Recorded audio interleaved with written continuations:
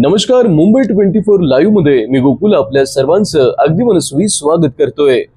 Comrade Govind Pansare हत्या प्रकरणातील 5 आरोपींना मुंबई उच्च न्यायालयानं जामीन मंजूर केलाय। सचिन अंदुरे, गणेश मिस्किन, अमित देवगेवकर, भरत कुरणे आणि वासुदेव सूर्यवंशी यांना न्यायमूर्ती एस किल्लारी यांच्या एकल पीठानं जामीन दिलाय। या आरोपींना 2018 ते 2019 दरम्यान अटक करण्यात आली होती। राज्यात महायुती आणि महाविकास आघाडीमध्ये आरोप प्रत्यारोप सुरू असताना आता भाजप आमदार नितेश राणे यांनी नवा वाद उभा केलाय। 10वी आणि 12वीच्या परीक्षेत बुरका घालून परीक्षेला बसण्यास परवानगी नाकारावी अशी मागणी त्यांनी शालेय शिक्षण मंत्री दादा भुसे यांच्याकडे केली आहे। यासंबंधी अधिकृत पत्रही त्यांनी दिले असून या मुद्द्यावर राज्यात आता नव्या वादाला तोंड फुटण्याची शक्यता निर्माण झाली आहे। अजित पवार गटाचे मंत्री धनंजय मुंडे मोठ्या अडचणीत आले आहेत।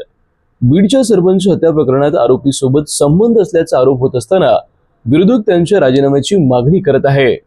मात्र मी दोषी असेल तर दाखवा, मी तात्काळ राजीनामा देईल असे त्यांनी यावेळी स्पष्ट केलंय। राजीनाम्याच्या दबावात असतानाच मुंडे दिल्ली दौऱ्यावर असून त्यांनी केंद्रीय मंत्री प्रल्हाद जोशी यांची भेट घेतली आहे।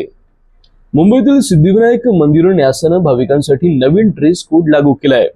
भारतीय परंपरेनुसार अंगभर कपडे परिधान करणे बंधनकारक करण्यात आले असून फाटकी जीन्स, स्कर्ट आणि अशोभनीय कपड्यांवर बंदी घालण्यात आली आहे।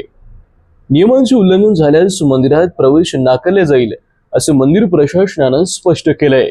मालेतील 14 वर्षीय मुलाच्या गोळी झाडून आत्महत्येच्या प्रकरणाला नवे वळण मिळाले आहे।